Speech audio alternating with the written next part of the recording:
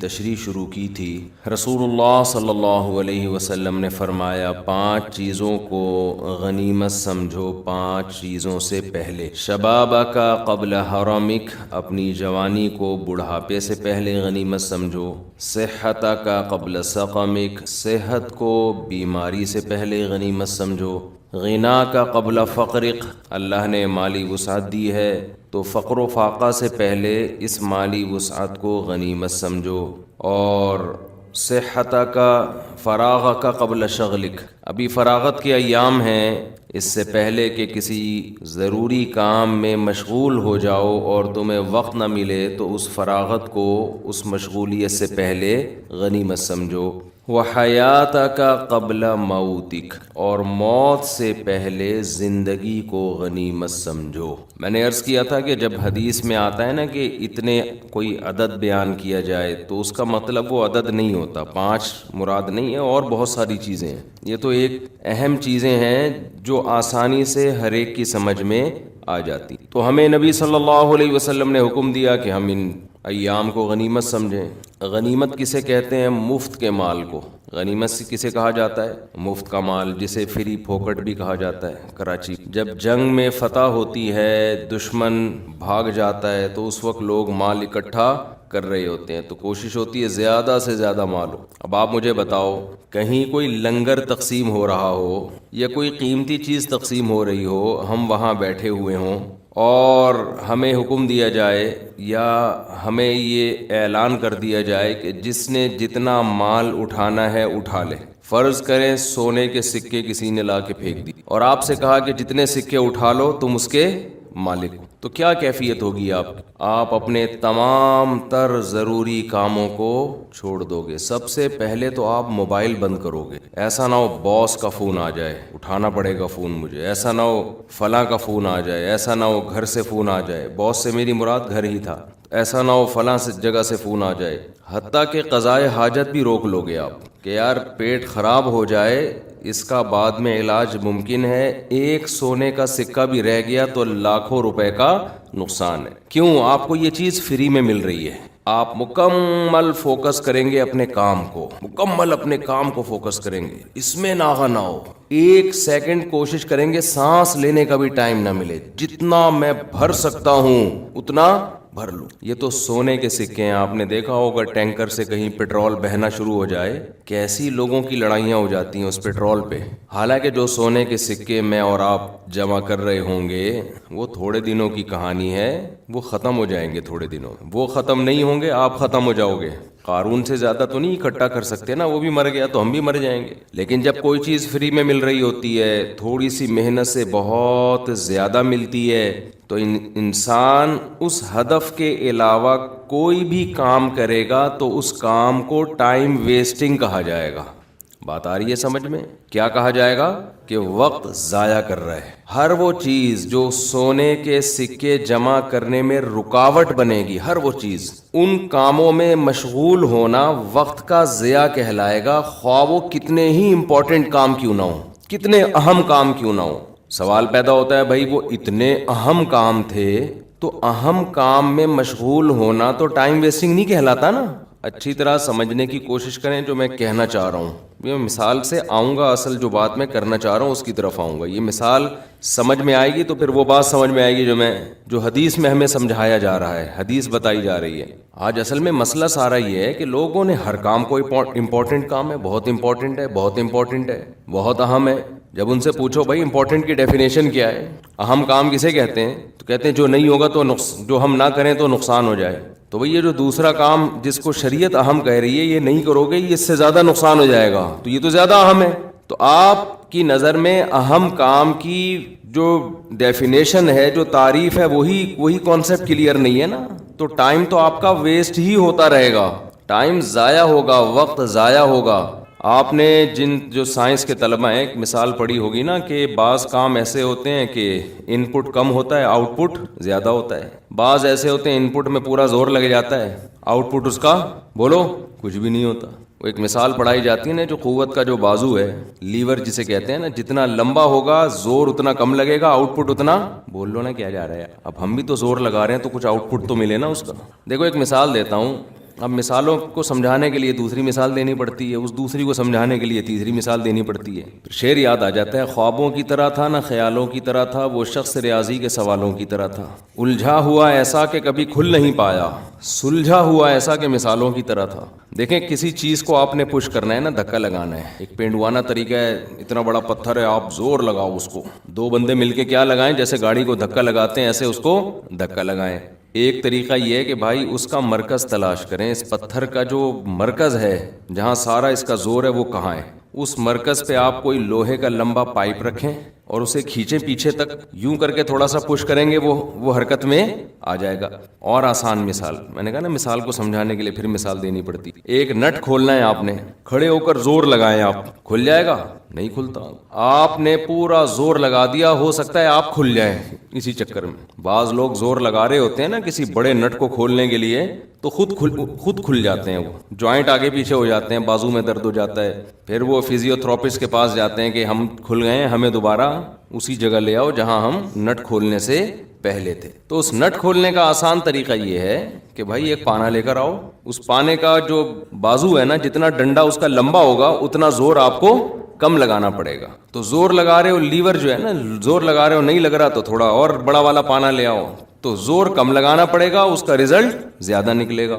تو اس سے ہمیں ایک اصول تو پتہ چلا نا کہ بھائی ہم جو کام کرنا چاہتے ہیں تمیز سے, طریقے سے, اس کے اصولوں کے مطابق ہو تو محنت کم ہوتی ہے, آؤٹ پٹ بہت زیادہ ہوتا ہے. اور پنڈوانہ طریقے سے کوئی کام کریں گے تو آؤٹ پٹ کچھ بھی نہیں نکلے گا, زور پورا آپ کا لگ جائے گا. 100% یہی اصول آخرت میں بھی چلتا ہے. سمجھ رہے کہ نہیں سمجھ رہے؟ قرآن کہتا ہے نا, الذین ضل سعیہم فی الحیات الدنیا وہم یحسبون انہم یحسنون صنعا. بہت سے لوگ ایسے ہیں جو بڑی محنتیں کر رہے ہیں اور وہ یہ سمجھ رہے ہیں کہ اس کا آخرت میں بہت اجر ملے گا, لیکن وہ ان کی یہ سمجھ غلط ہے. ان کی سارے عمل برباد ہونے والے ہیں, اس کا آؤٹ پٹ کچھ بھی نکلنے والا نہیں ہے, برباد ہو جائیں گے ان کے اعمال. کیوں؟ وہ زور جس طرح سے لگا رہے ہیں نا, چاہے وہ آخرت ہی کے لیے لگا رہے ہوں, اس زور میں کچھ ٹیکنیکل قسم کی خرابیاں ہیں. وہ ٹائم ویسٹ کر رہے ہیں, ٹائم بچا نہیں رہے ہیں. تو ٹائم ویسٹ کرنے کی ڈیفینیشن یہ نہیں ہے کہ آپ اپنے آپ کو سارا دن بیزی رکھیں, یعنی بیزی نہ رکھیں. بیزی رکھیں گے تو گویا ٹائم بچا رہے ہیں آپ. اصل یہ کہ کس کام میں آپ اپنے آپ کو مصروف رکھ رہے ہیں. اب میں دوبارہ اس سونے کے سکوں والی مثالوں کی طرف آتا ہوں. آپ کو آدھے گھنٹے کا ٹائم دیا گیا اور سونے کے سکے پھینک دیے اور کہا کہ ایک وقت میں ایک سکہ اٹھانا ہے, ایک دم جھاڑو لگا کے پورا بورا اٹھانے کی اجازت نہیں ہے. آپ یہ شاپر ہے, جاؤ کمرے میں ایک ایک سکہ اٹھا کے اس میں ڈالتے جاؤ. آدھے گھنٹے میں جتنے سکے سونے کے جمع کر لیے وہ سارے کس کے؟ آپ کے. ایک سکہ 1 لاکھ روپے کا ہے فرض کر لیں. اب آپ جس کا ہدف پیسہ کمانا ہو, جس کا ہدف مالدار بننا ہو, اب آپ بتائیے اس دوران اس کے لیے ناک صاف کرنا, واش روم جانا, کھانا کھانا, فون سننا, باس کا فون آیا ہے, یا یوٹیوب پہ کوئی نئی ویڈیو آئی ہے ذرا دیکھوں کیا ہے اس میں بھائی, یا کسی لڑکی کی تصویر آ گئی بڑی زبردست قسم کی, اس کا ناچ آ گیا, گانا آ گیا, بڑی اٹریکٹ کر رہی ہے وہ, تو چلو یار 5 منٹ کے لیے تھوڑا یہ ناچ گانا دیکھ لیتے ہیں کیا جا رہا ہے. تو یہ سارے کے سارے اعمال ٹائم ویسٹنگ کہلائیں گے کہ نہیں کہلائیں گے؟ چاہیے کتنے ہی اہم کیوں نہ ہو. اس لیے کہ آپ کو پتا ہے کہ ایک ایک منٹ اس وقت میرے لیے, ایک ایک منٹ نہیں, ایک ایک سیکنڈ 1 لاکھ روپے کا ہے. 1 سیکنڈ میں ایک سکہ میں اٹھا سکتا ہوں. تو آپ کا ہدف چونکہ سکے جمع کرنا ہے, پیسہ جمع کرنا ہے, لہذا ایسے شخص کے لیے اپنے آپ کو سکے جمع کرنے میں کھپا دینا ہی وقت کا تقاضا ہے. اور ایسے شخص کو جو جتنی محنت کرے گا, ہم کہیں گے یہ اپنے ٹائم کی حفاظت کرنے والا آدمی ہے, اپنے وقت کی قدر کرنے والا آدمی ہے. سمجھ میں آ رہی ہے بات کہ نہیں آ رہی ہے؟ ابھی اسی مثال کو آپ الٹا کر لیں. اب یوں فرض کر لیں کہ ایک کمرے میں سونے کے سکے پھینک دیے کسی نے اور اناؤنسمنٹ کر دی کہ ایک ایک سکہ جس نے جمع کیا نا اسے یہ سونے کا سکہ ملے گا. ٹھیک ہے نا؟ اور جب آدھے گھنٹے تک آپ نے جتنے سکے جمع کر لیے تو اس کو ہم کیلکولیٹ کریں گے کہ ایک شخص نے کتنے سکے آدھے گھنٹے میں جمع کی. جتنے بھی جمع کیے, مثال کے طور پر 1 لاکھ سکے جمع کر لیے, 1 کروڑ کے برابر رقم اس کے پاس آ گئی. تو جتنے سکے ہوں گے نا ایک سکہ 1 لاکھ کا تو اس پر زمان آئے گا 1.5 لاکھ کا. بات آ رہی ہے سمجھ میں کہ اس سے وصول کتنے کیے جائیں گے؟ بولو نا 1.5 لاکھ. اب آپ مجھے بتاؤ وہی کام جو آپ کے لیے سب سے امپورٹنٹ تھا، یعنی آپ کو اب اندازہ ہو گیا کہ 1 کروڑ اگر میں نے جمع کیے تو تاوان دینا پڑے گا 1.5 کروڑ کا. اب آپ کے لیے سب سے فضول ترین کام سکے جمع کرنا کہلائے گا کہ نہیں کہلائے گا؟ کیا ہو گیا بھائی، کیا ہو گیا؟ مسئلہ کیا ہے آپ لوگ کے ساتھ؟ اب یہی کام الٹا ہو گیا نا بالکل. آپ کو پتا ہے اب جمع کرنے میں مجھے فائدے کے بجائے کیا ہو رہا ہے؟ نقصان ہو رہا ہے. کمرے سے باہر نکلتے ہی یہ سونے کے سکے تو میرے ہو گئے، لیکن میرے اکاؤنٹ سے 1.5 کروڑ روپے کٹ جائیں گے اسی وقت میں.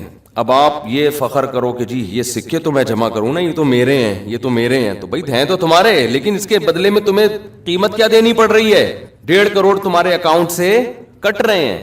لیکن جو ظاہر پرست آدمی ہوگا نا، جو ظاہر پرست، جو ظاہر کو دیکھتا ہے، چیزوں کی حقیقت اور گہرائی میں نہیں جاتا، وہ بے وقوف پھر بھی سکے جمع کرنے میں لگا رہے گا. وہ یہ نہیں دیکھے گا اس کا رزلٹ کیا نکلنے والا ہے، اناؤنسمنٹ کیا ہوئی ہے. کہے گا چھوڑو یار دیکھا جائے گا، جمع کر کے کہیں پتلی گلی سے بھاگنے کی کوشش کریں گے ہم. یہ چور ڈکیت یہی تو کر رہے ہوتے ہیں نا کہ کر لو، حالانکہ دیکھ رہے ہوتے ہیں فلاں ڈاکو مارا گیا، فلاں ڈاکو مارا گیا، فلاں قتل ہو گیا، فلاں کے ساتھ ایسا ہو گیا، پھر بھی کر رہے ہوتے ہیں، رسک لے رہے ہوتے ہیں. یار دیکھا جائے گا، ابھی کے مزے لو. بس چرسی یہی تو کر رہا ہوتا ہے، ہیروئن چی، ابھی کے مزے لو.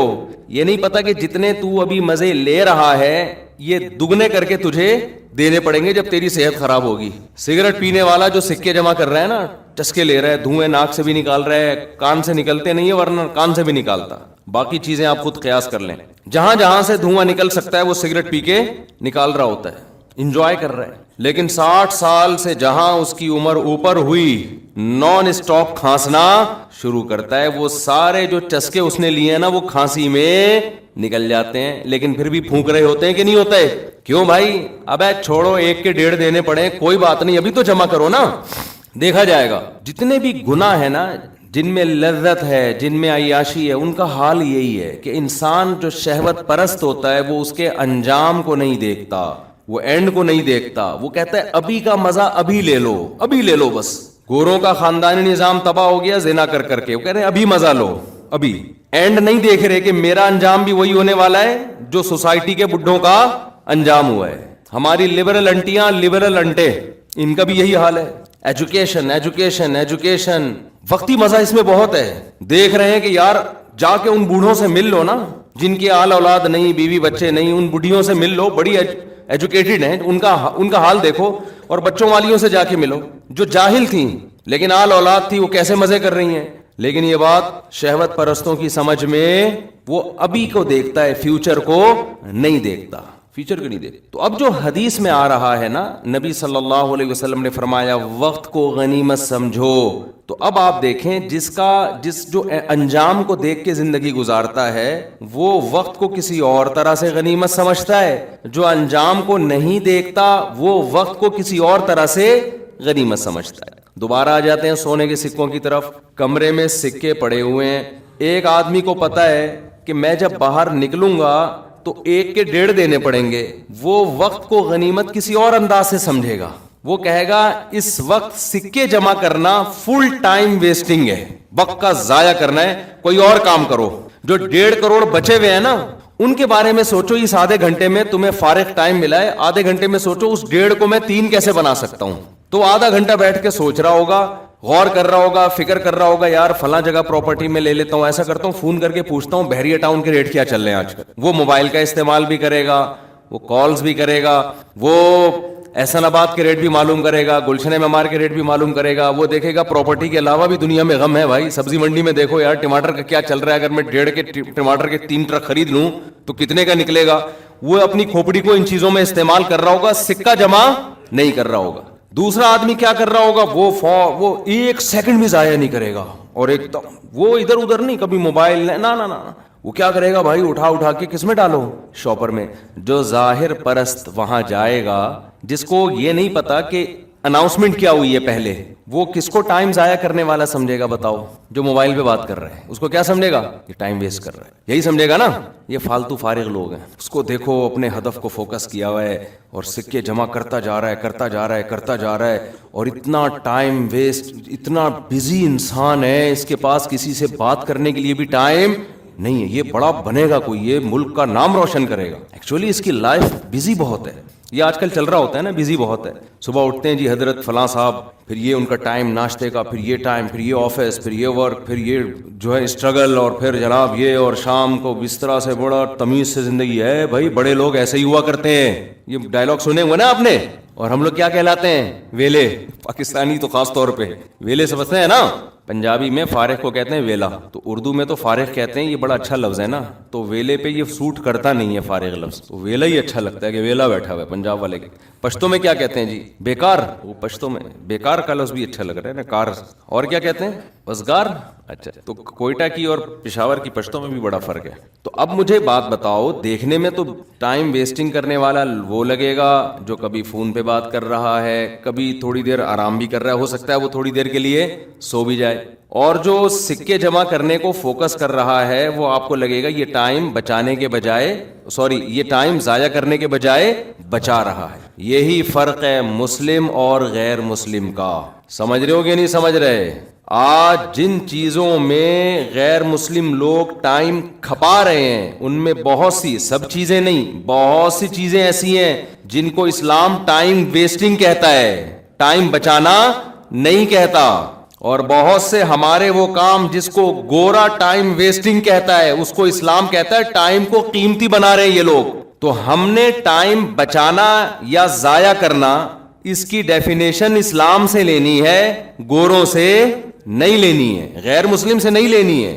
میرے پاس ایسے کیسز آتے ہیں نا کہ ایک صاحب ہیں ملک کے لیے بڑی محنت کر رہے ہیں, جو صبح اتنے بجے اٹھتے ہیں, پھر جاگنگ کرتے ہیں, پھر ناشتہ کر کے پھر وہ ہارڈ ورکنگ اور بڑا سائنٹسٹ بن رہا ہے وہ, پھر یوں اور پھر فلانا اور پھر یوں, اور ایسے کر کر آ کے نا اتنا بڑا عظیم انسان بننے والا ہے وہ, کوئی ایٹمی, ایک اور ایٹمی دھماکہ کرے گا وہ. تو میں اس سے پوچھتا ہوں کہ میرے بھائی اس نے اس میں اپنے بیوی بچوں کو کتنا ٹائم دیا؟ سارا دن تو یہی کرتا رہتا ہے بیٹھ کے, یا پورا مہینہ. بیوی بچوں کا ٹائم کہاں گیا اس میں ہے بھائی؟ اس میں ابا اماں کے لیے ٹائم, بولو نا کیا ہو گیا, ابا کو کب ٹائم دیتا ہے, اماں کو کب دیتا ہے؟ پورے مہینے اسی میں لگا رہتا ہے. بہن بھائیوں کے لیے کوئی وقت نکالتا ہے کہ نہیں نکالتا؟ اللہ میاں کا ٹائم کہاں گیا جو فجر کی نماز, ظہر کی نماز, عصر کی نماز, مغرب کی نماز, عشاء کی نماز. تو پتہ ہی ہمارے لبرل لوگ کہتے ہیں یہ دقیانوسی والی باتیں مولویوں کی, اسی وجہ سے ہم لوگ ترقی نہیں کرتے. گورے نے محنت, ہدف, حالانکہ اتنا ہے نہیں جتنا ہم بنا کے پیش کرتے ہیں. وہ چند لوگ وہاں بھی چند لوگ ہوتے ہیں جو بالکل وہاں, تو ورنہ ان لوگوں کے ہاں آوارہ گردی ہم سے بھی زیادہ ہے. اگر وہ سارے پڑھے لکھے ہوتے تو ہمارے ڈاکٹر, ہمارے سائنٹسٹ وہاں جا کے تھوڑی جاب کر رہے ہوتے. ان کے بعد وہ بندہ ہی نہیں ہے, میٹرک تک گن پوائنٹ پہ پڑھا دیتے ہیں وہ لوگ, اس کے بعد چند لوگ ہی نکلتے ہیں آگے. لیکن فرض کر لو محنت محنت محنت محنت محنت, تو بھائی اس محنت کا جو رزلٹ نکلے گا وہ رزلٹ کیا نکلے گا؟ اگر آپ آخرت کو مانتے ہو, نہیں مانتے تو پھر تو یہ ساری تقریریں, یہ ساری بحثیں ہی فضول ہیں. دیکھو قرآن شروع جہاں سے ہوتا ہے نا, ذالک الکتاب لا ریب فیہ ھدی للمتقین الذین یؤمنون بالغیب. غیب کا کیا مطلب؟ وہ باتیں جو سائنس کی پہنچ سے بالا تر ہیں, اس پر ایمان لے کر آتے ہیں. تو جب تک اس پر ایمان نہیں لے کر آتے آپ کے لیے آگے قرآن مجید پڑھنا اس کا کوئی فائدہ نہیں ہے. ہاں اس نیت سے پڑھو کہ میں غیب پر ایمان لانا چاہتا ہوں, اگر مجھے دلائل سے ثابت ہو جائے. کوئی کافر اس نیت سے پڑھتا ہے کہ میں سمجھوں تو صحیح قرآن کہہ کے آ رہا ہے, نہیں ہے, لیکن وہ اس نیت سے کہ اگر مجھے حق بات ملی تو میں فالو کروں گا, تو وہ غیب پر بھی ایمان لے آئے گا. تو اگر آپ کا غیب پر, غیب کسے کہتے ہیں؟ دیکھو سائنس اور ٹیکنالوجی, سائنس جو ہے وہ نام ہے اس چیز کا کہ ہمیں ہمارے حواس کے ذریعے جو تجربہ حاصل ہوگا نا, جو ایکسپیرینس ہوگا دیکھنے سے, سننے سے, محسوس کرنے سے, یہ جو ہمارے حواس ہیں, تو جو چیزیں ان کے ذریعے جن چیزوں کی نالج ہمیں حاصل ہوگی, ایک سائنٹسٹ اس نالج کو اکٹھا کر کے ایک ضابطہ اور کلیہ بنا کے پیش کرتا ہے. مثال کے طور پر نیوٹن درخت کے نیچے سو رہا تھا, اوپر سے سیب آ کے گرا, یہی ہوا نا بھائی, یہی ہے نا, اوپر سے سیب گرا تھا تو اس نے کہا گریوٹی, بھائی زمین میں کیا ہے. اب سائنسدان چونکہ کھوپڑی استعمال کرتا ہے, تو کھوپڑی استعمال کرنے کا فائدہ یہ ہوا کہ اگر ایک عام آدمی بیٹھا ہوتا یا لیٹا ہوتا اور سیب آ کے گرتا تو اس کا سر چکرانے کے علاوہ کچھ بھی حاصل نہیں, وہ سیب کھا لیتا, میرے بیان سنے ہوتے تو چھیل کے کھاتا, ڈاکٹروں کے مشورے پر عمل کرتا تو بغیر چھیلے کھاتا, کیونکہ اس میں وٹامن زیادہ ہوتے ہیں چھلکے میں, ڈاکٹر کہتے ہیں. میں ڈاکٹروں سے کہتا ہوں چھلکے میں وٹامن زیادہ تو ہوتے ہیں لیکن وہ ہضم کرنا مشکل کام ہے. بعض لوگوں کا معدہ پاورفل ہوتا ہے, وہ ہضم کر لیتے ہیں, تو ہمیں اس پہ کوئی اعتراض نہیں ہے. ہمارا نہیں ہضم کرتا, تاکہ کچھ ہضم تو کر لیتا ہے لیکن ٹائم لگاتا ہے نا, تو جلدی سے جو تھوڑے وٹامن جلدی سے مل جائیں, یہ ان بڑے زیادہ وٹامن سے بہتر ہے جو آپ کو گیس پیدا کر رہے ہیں پیٹ کے اندر, اس سے دوسرے کو بھی وٹامن ملنا شروع ہو جاتے ہیں پھر, سمجھ رہے ہیں. تو ایسی چیز کھاؤ نا جو آرام سے ہضم ہو جائے. تو خیر, اب نیوٹن کی کھوپڑی تھی نا, صحیح کام کرتی تھی, تو نیوٹن نے کیا کیا, اپنے حواس کے ذریعے, حواس استعمال ہوئے نا اس کے اوپر سے, جب سیب آ کے گرا آنکھوں سے دیکھا, اگر کھوپڑی پہ لگا تو کھوپڑی سے محسوس کیا اس نے, اگر نہیں لگا سائڈ پہ گر گیا تو آنکھوں سے دیکھا تو نا. تو تجربے سے اس کو ایک نالج ہوئی, پھر اس نے اور بھی تجربے کیے کہ ہر چیز اوپر سے جب آتی ہے تو نیچے ہی آتی ہے, تو اس سے ایک ضابطہ اور کلیہ نکالا اس نے. کلیہ کیا نکالا؟ کلیہ یہ نکالا, ضابطہ یہ نکالا, قانون یہ نکالا کہ بھئی یہ زمین ہی کی طرف آ رہی ہے, تو زمین کا ایک ماس ہے نا, زمین میں کثافت ہے, کمیت ہے, تو جس چیز میں بھی کمیت زیادہ ہو, کثافت زیادہ ہو, اس میں کھینچنے کی پاور اتنی ہی زیادہ ہوگی.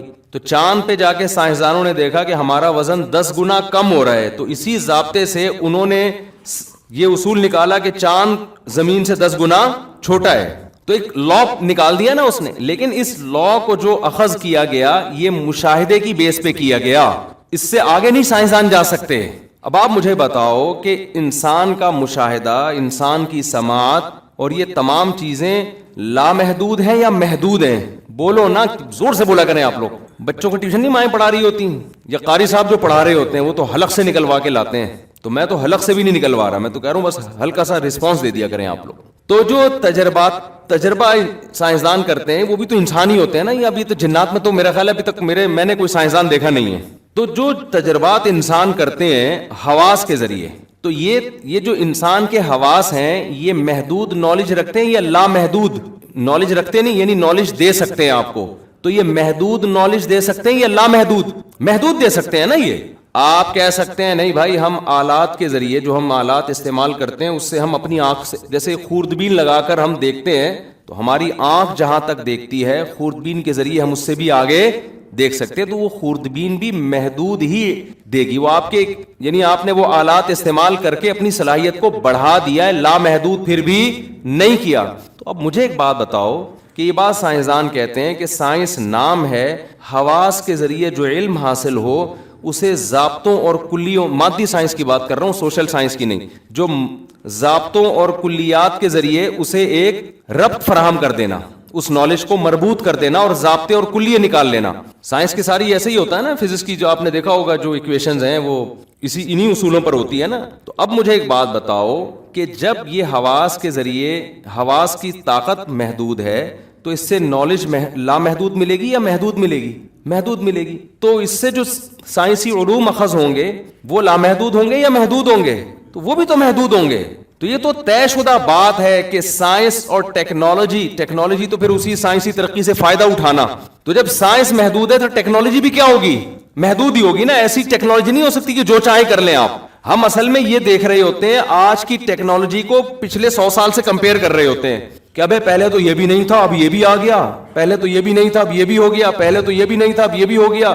تو اس سے ہمارے دماغ میں ایک وسوسہ پیدا ہوتا ہے کہ یہ سب چیزیں لامحدود ہیں. انسان کے پاس علم کیا ہے بھائی؟ آپ جو سمجھ رہے ہو نا سائنس نے اتنی ترقی کی ہے, یہ 100-200 سال پہلے کی سائنس سے کمپیئر کر کے کہہ رہے ہو آپ, ورنہ حقیقت میں یہ ترقی ہونے کے باوجود بھی جو چیزیں معلوم نہیں ہیں ان کی تعداد لامحدود ہے, اور جو معلوم ہے ان کی تعداد ان چیزوں کے مقابلے میں 0.001% بھی نہیں ہے. بہت مشکل ہے بھائی, بہت مشکل ہے. بس اس کی میں ایک مثال دیتا ہوں. مثال دیکھو, ایک بہت ہی باریک سا آدمی, بہت باریک, جو صبح نہار منہ ایک چمچی غٹاغٹ دودھ پیتا ہے اور اس کو غٹاغٹ سے تعبیر کرتا ہے. ایسے بھی کراچی میں ہیں الحمدللہ کہ جب آ رہے ہوں گے تو ایسا لگتا ہے کہ ہینگر پہ کپڑے لٹکے ہوئے سے باریک باریک لوگ دیکھیں ہم نے. گٹکے کی پیداوار, معذرت کے ساتھ کوئی گٹکا کھاتا ہو تو, اور بھی بہت ساری حرکتیں کر رہے ہوتے ہیں, اور اب تو ڈاکٹروں نے بھی ان حرکتوں میں ڈال دیا ہے کہ کرتے رہو. اس پر پورا ایک بیان ہوا ہے, ابھی اپلوڈ نہیں ہوا, وہ کسی ٹائم پہ اپلوڈ کریں گے انشاءاللہ. وہ اپلوڈ اس لیے نہیں کیا ہم نے کہ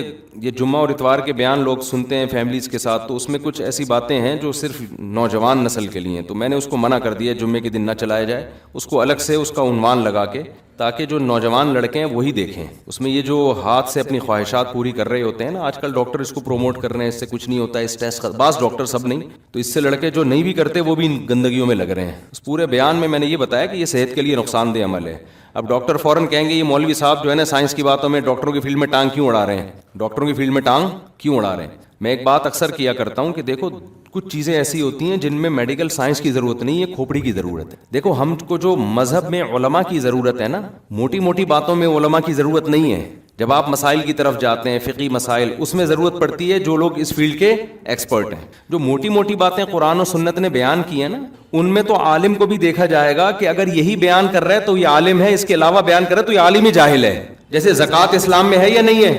ابھی تو قرآن میں جگہ جگہ ہے زکوٰۃ، اجماعی مسئلہ ہے. رمضان کے روزے فرض ہیں، 5 نمازیں فرض ہیں، ماں باپ کا احترام فرض ہے. اب کوئی مفتی صاحب بیٹھ کے تقریر کریں کہ اسلام میں ماں باپ کا احترام نہیں ہے، اسلام میں رمضان کے روزے نہیں ہے، شوال کے روزے ہیں. اب آپ اس مفتی سے، کوئی جاہل گنوار دیہاتی اٹھ کے تقریر کرے یہ مفتی غلط کہہ رہا ہے، لوگ اس جاہل سے کہیں کہ مفتی وہ ہے یا تو ہے؟ وہ پڑھا لکھا ہے بھائی، تو ٹماٹر اگاتا ہے، پیاز اگاتا ہے، تجھے زیادہ پتا ہے یا اسے زیادہ پتا ہے؟ شریعت کی بات علماء سے پوچھی جائے گی نا. تو اس موقع پر یہ بات درست نہیں ہے بھائی. شریعت کی بات علماء سے پوچھی جائے گی، لیکن جو بالکل 2 اور 2 4 کی طرح اجماعی مسئلے ہیں ان میں تو عالم کو بھی پرکھا جائے گا کہ یہ اس کے مطابق بیان کر رہا ہے تو ٹھیک ہے، اس سے ہٹ کے بیان کر رہا ہے تو یہ عالم ہی ٹھیک نہیں ہے. تو وہ گنوار دیہاتی کہہ سکتا ہے کہ بھائی شریعت کی بات علماء سے پوچھی جائے گی، نماز پڑھنی کیسے علماء بتائیں گے، سجدہ صاحب کب واجب ہوتا ہے علماء بتائیں گے، رمضان کا روزہ کن کن چیزوں سے ٹوٹتا ہے علماء بتائیں گے. رمضان کا روزہ ہی غائب کر دیا تو یہ عالم نہیں ہے، جاہل ہے. یہ تو اجماعی مسئلہ ہے. تو خوب سمجھ لو، میڈیکل سائنس کے کچھ مسئلے اجماعی ہیں. میڈیکل سائنس سے مراد ہے انسانی صحت، اس کے کچھ مسئلے کیا ہیں؟ اجماعی ہیں. ان میں اگر کوئی میڈیکل رپورٹ آپ کے سامنے اس کے خلاف آتی ہے تو رپورٹ کو بکری کو کھلا دیا کرو آپ جا کے.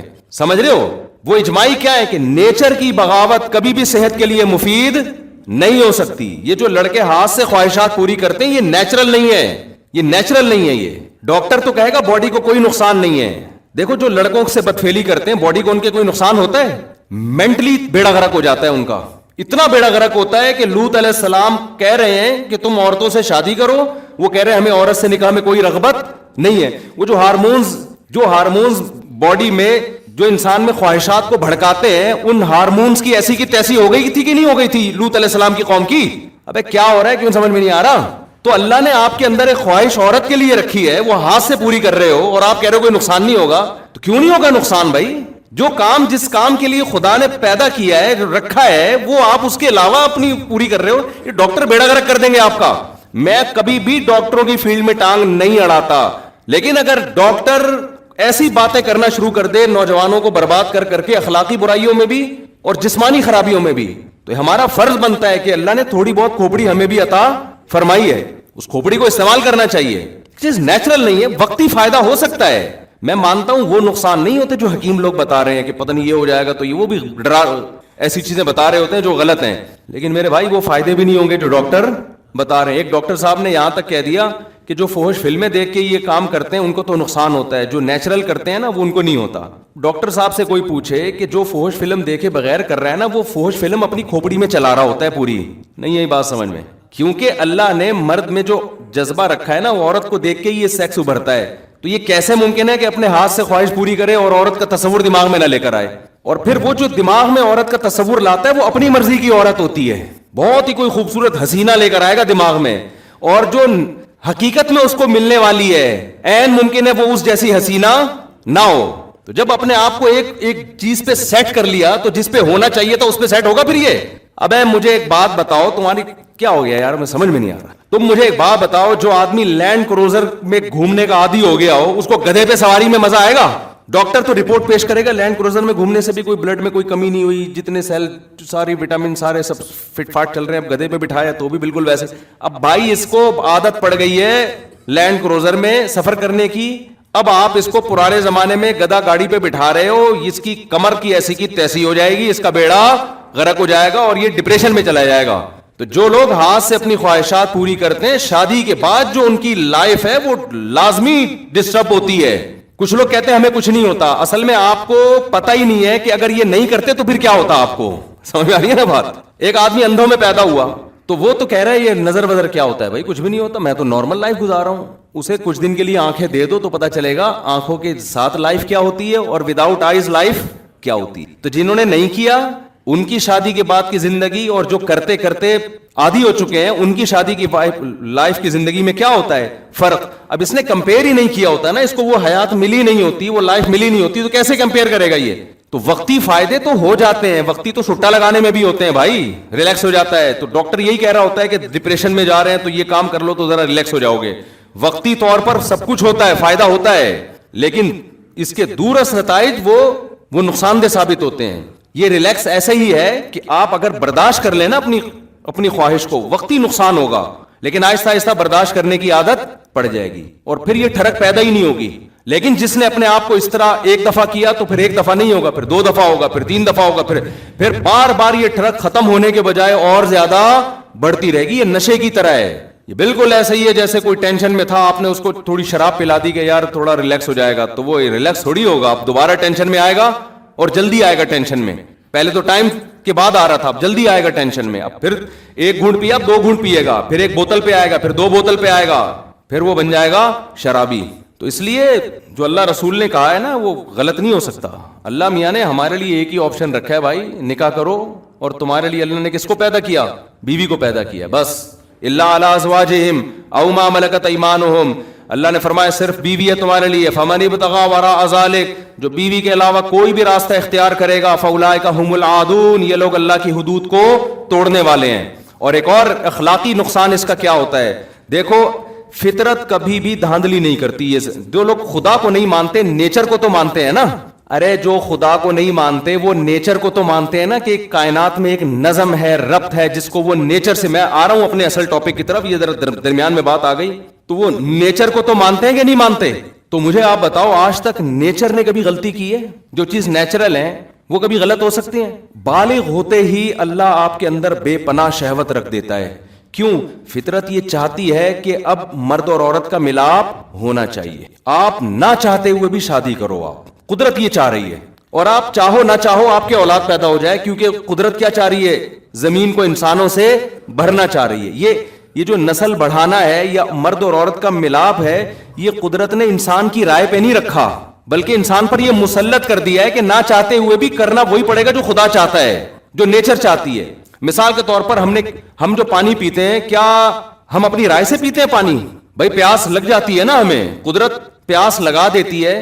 پانی کتنا پینا ہے یہ قدرت نے ہمیں ہماری رائے پہ نہیں چھوڑا, ورنہ ڈاکٹروں میں اختلاف ہو جاتا. کچھ ڈاکٹر کہتے ہیں 10 گلاس پینا ہے, کچھ کہتے ہیں 5 گلاس پینا ہے, کوئی پینا ہی نہیں ہے. تو پتا چلا 25-30 کروڑ لوگ تجربے کی بھیٹ چڑھ جاتے ہیں, مر جاتے ہیں پیاس.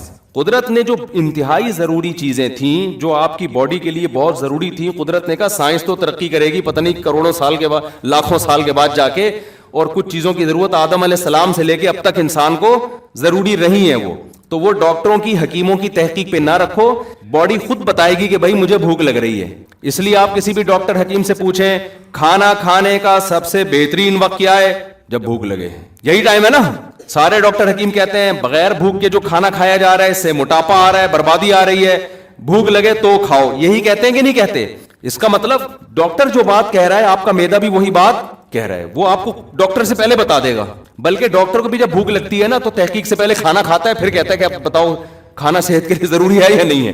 یہ فطرت مسلط کر دیتی ہے, جو چیزیں آپ کے لیے ضروری ہیں ان کو مسلط کر دیتی ہے تاکہ آپ ان میں کسی سے مشورہ نہ لیں. آپ کی باڈی کی نیڈ بن جاتی ہے وہ.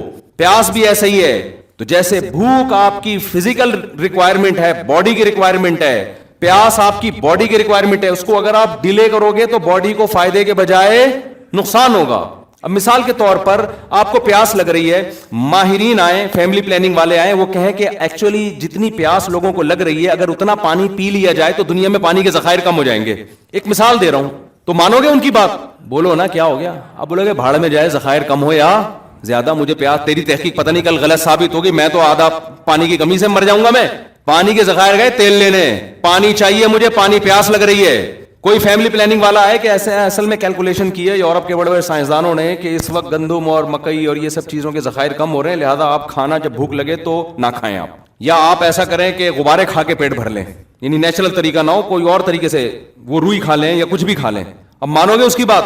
بولے کہ تمہاری ایسی کی تیسی یار, پیٹ بھرنا ہے بھائی ہم نے, یہ قدرت کو پتہ ہے کہ کتنی روٹیاں پیدا کرنی ہے کتنے, جب اس نے بھوک لگائی ہے تو انتظام کیا ہوگا نا, ورنہ تو یہ نظام ہی غلط ہے سارا.